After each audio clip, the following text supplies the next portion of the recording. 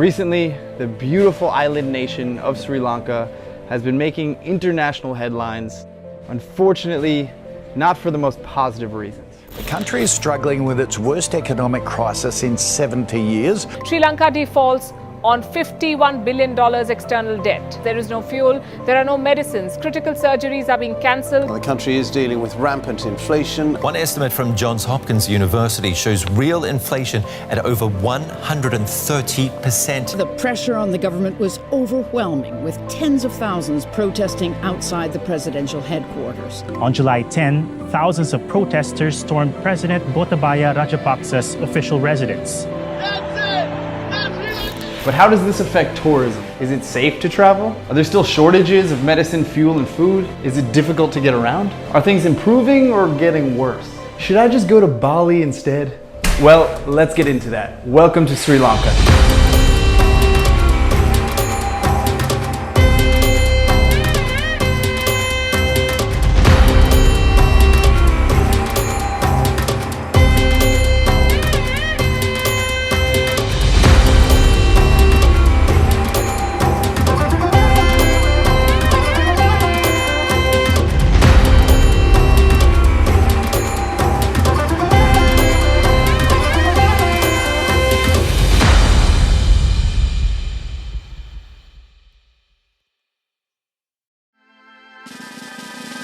Oh, Sri Lanka.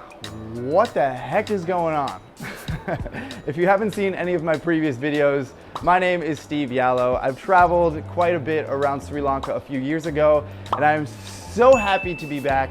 Unfortunately, this country has been dealing with troubles, economic, political troubles, and in this video, I want to take this opportunity to share what it is really like here right now for a traveler. And to be honest, there have been some difficulties and some downsides, which I'll get into that in a little bit. And I also want to share the real reason why I came back to Sri Lanka, which is very exciting, so stick around. But I don't want this to just be about me and my experiences.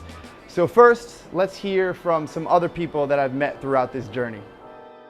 I would definitely say that whatever international media portraits is not 100% correct. I'm not saying that there is no issue at the moment, but without tourism coming into the country, we won't be able to get this country back up on its feet. Everything is open, everything is nice. Locals are really happy if somebody comes. Locals definitely go out of their way to make you feel safe. I haven't been put in any position where I feel like there's imminent danger or I need to get out of this situation. You wouldn't realize, there's any sort of political situation going on out on the beaches, in the neighborhoods, the communities. It's all been amazing. So it's been really good. It's been great. Yeah, I love Sri Lanka. I'm really surprised with the people. I love the people. Everyone's so friendly. Everyone invites you for coffee. Nice food. It's beautiful. Yeah. So far it's been amazing. I'm super glad I decided to come here. I was a little bit reluctant because people were telling me that it could be frightening for a girl or that be careful because the conditions are hard on the country. But I think it's much better. You cannot feel anything of what happened. Coming here has been one of the greatest experiences I've ever had. I've traveled to Southeast Asia, I've been to Europe, I've been to South America. But this country and what it offers, from the culture to the people, is a place that I think everyone should experience. People, food, amazing scenery, gorgeous country. I had tons of friends who were like, you shouldn't be going there, it's not safe, but everything here is working so fine. do you feel safe here in Sri Lanka? Yeah, I really do. And would you recommend coming here to other people? Yes, definitely. It's so nice here. Just give it a try. It's so worth it. Just come here and enjoy Sri Lanka. Because still we have not lost our hospitality. We still haven't lost this beautiful smile that you see in everyone's faces. We still have all that energy that we can welcome them with open arms. And we just want you to come because that supports our economy without a doubt. So without your help, I don't think we can get there. So we definitely encourage all tourists to make Sri Lanka their holiday destination next time. Or soon. Yeah. Even now. Okay, so I know that was a lot of positivity, But now I do want to address some of the negatives or some of the valid concerns that a lot of people are having before deciding whether or not to come to Sri Lanka. And the big one, I think, are the shortages. Fuel, food, medicine, and just basically everything.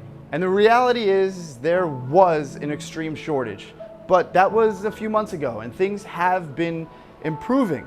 I drove a tuk-tuk around the entire country, well, most of the country. And with that comes the need for fuel, and I had no issues at all. At some fuel stations, there were lines or queues.